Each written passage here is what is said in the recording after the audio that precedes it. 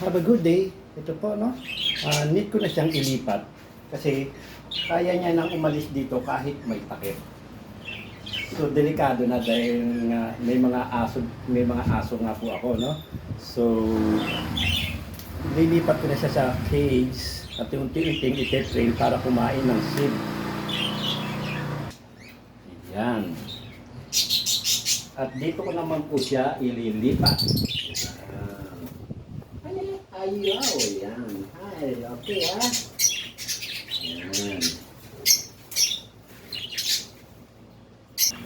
At ngayon din po, lalagyan ko na siya ng seeds, no? Mga lights lang, no? Mga medyo malambot po itong seeds, no? Para ma-train na siya kumain, unti-unti. Pero, lalagyan ko pa rin po siya,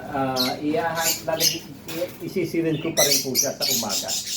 At pag nakita ko nababawasan na yung mga seeds niya, ayun.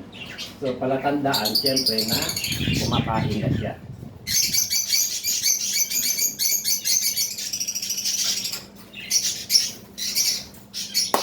Ayan na po siya, ha? Ayan.